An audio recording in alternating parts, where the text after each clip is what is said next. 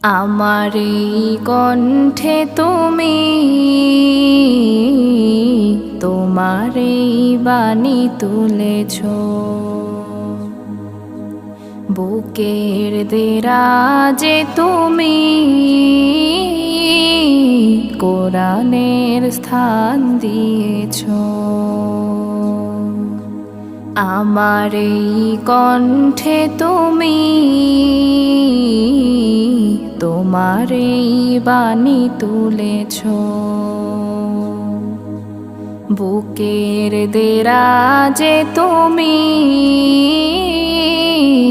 কোরআনের স্থান দিয়েছ। এত ভালোবাসো কেন মালিক আমায়, কি করে শুকর তার করি আদায়।